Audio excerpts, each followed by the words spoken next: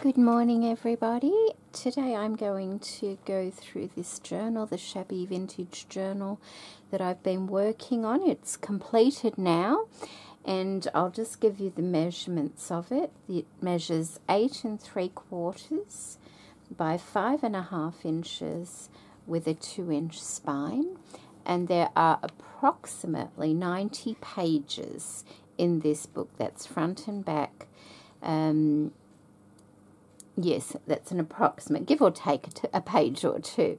So they're the measurements of it.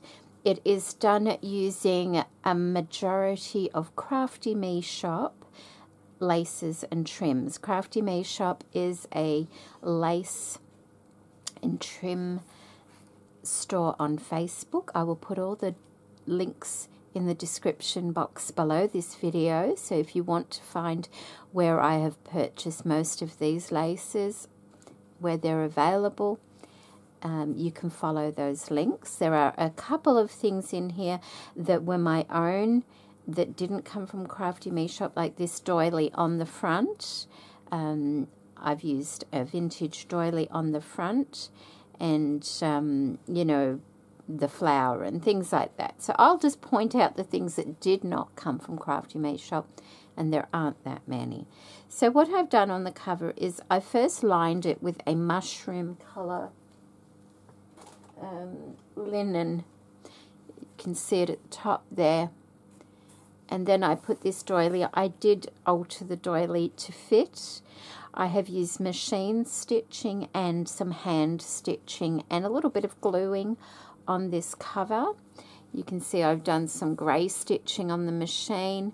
I've done some slow stitching on the front here. It had a center piece on the doily, and then I've used this gorgeous little trim here from Crafty Me Shop. It's ever so tiny, and I've gone around the inside and the outside, and that is hand stitched on. This trim here from Crafty Me Shop is all hand stitched on also. So that is the front. This is an applique piece from Crafty Me Shop with a mother of pearl button. This flower is from Gale. And that's the back of it. These are all Crafty Me Shop laces here. This is a little vintage trim I had of my own, and that is machine stitched, but then I've gone along and just hand stitched all the little loops down so that it didn't get caught on anything. And I did the same here as well. See how they can't lift up? There's just one little stitch on each of the little loops to keep that in place. I did not put a closure on this, and the reason why was, once you take all the, you know, a lot of the tags and things out, you don't need something to keep it shut. If you want a closure, just tie something around it. I find a lot of the time the closures get in the way when you're trying to journal. So a removable, I may throw in a little bit of tulle, so if you want to tie it up, there's something to tie it up with. Okay, so it is a hollow spine journal. I've just put some vintage lace on the top there and a little bit of eyelash trim on the bottom. We'll go inside now. It is a hard cover, but not rock hard sort of thing. So that's the inside cover. It has a lovely paper lining that Margie sent me some time ago, that paper. Thank you, Margie. I have some sari silk coming down the side, and then an old, you know, when you rip all your pages out of your book, that's the old spine. I've used a piece of that along the edge there. Now, the cover is, it's glued, and it's got double stick tape, but it's also hand stitched all the way from around there, down there, and around there. And you will see that on the, see, there we go, all that hand stitching there is going right through the cover, just to make sure that the cover stays intact, because it is a large book. So this front pocket is made from an old pillowcase. And in that pocket, I've just got a little file folder with a paper clip.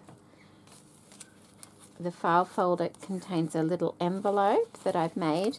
In the envelope are some little strips from the pattern tissue paper. So I thought they're nice to add in if you want to decorate. I've got the remainder of the music book cover in there. And just, I love this. I really do. It's an old herbaceous. It's the inside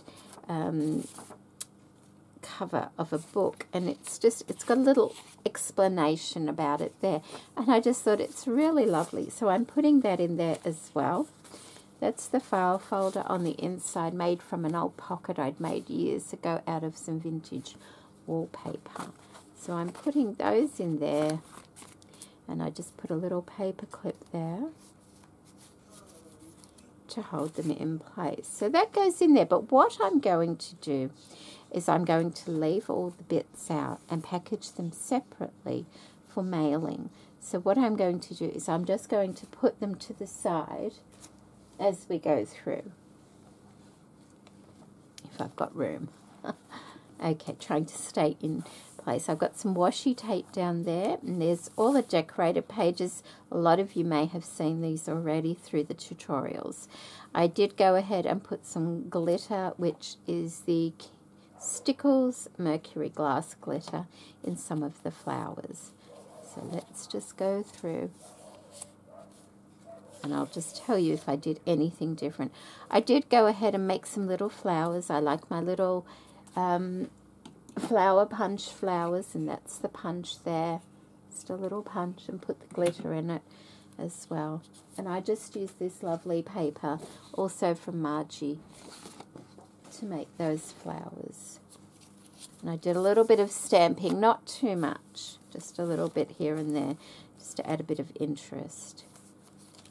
That doesn't have anything in. I want to be taking all these things out as we go through.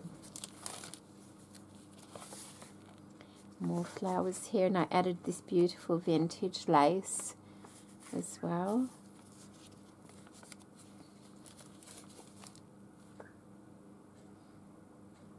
And I think I put something in that's just like a seed packet, but in here I think I added just a little, oh okay, from a previous project I had some of these little journal spots left over, so I've just tucked one in there. Let's take that off.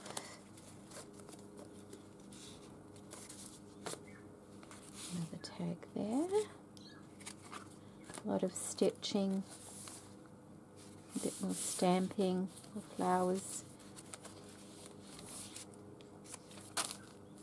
I did go ahead, I had some die cuts in a little bag, so I've randomly placed a few die cuts throughout the journal.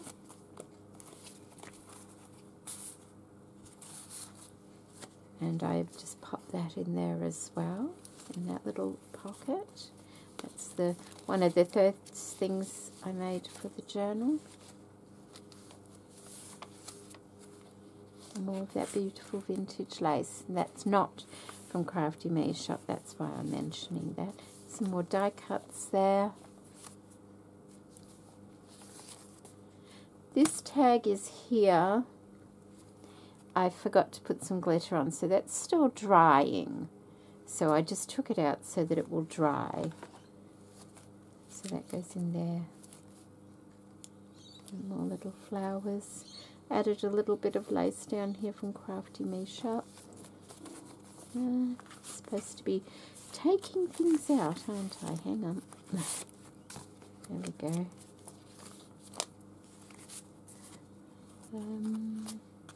I think these, yes, these are empty, those little envelopes.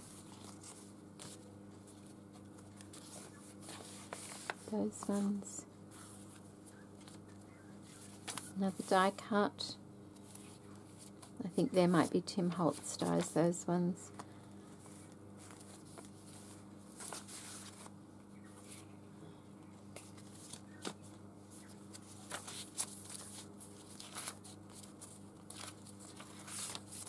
More.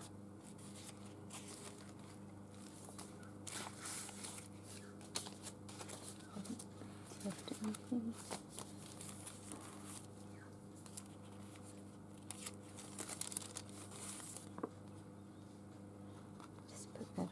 side there. It's just a printable.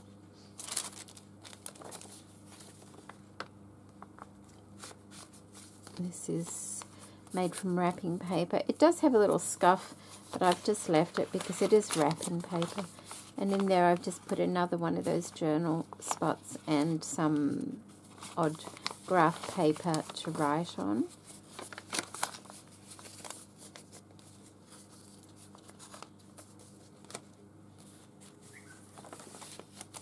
Another tag.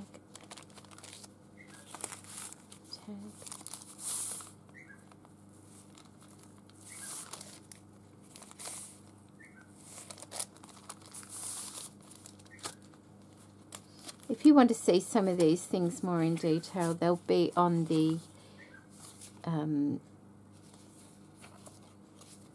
tutorial videos. Another one of those little journal spots in there.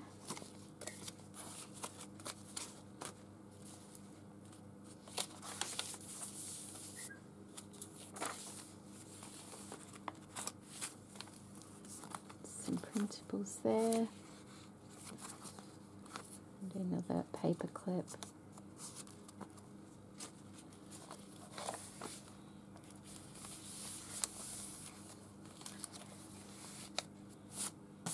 Die cuts, journal tags,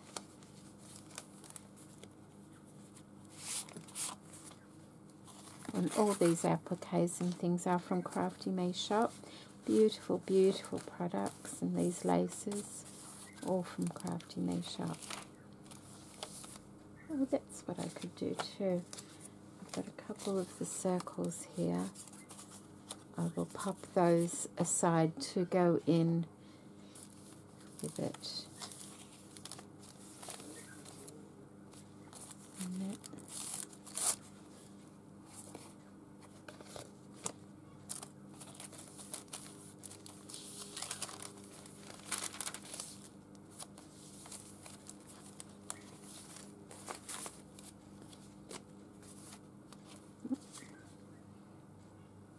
And of course all these printables with the flowers, they're from the paper Cameo.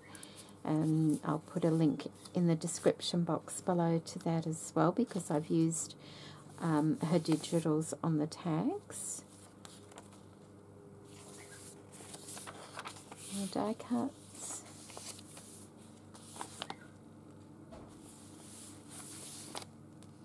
And I did leave this envelope open, so whoever gets the journal can just put a bead of glue there and a bead of glue there if you want to close it. But I've just left it like that.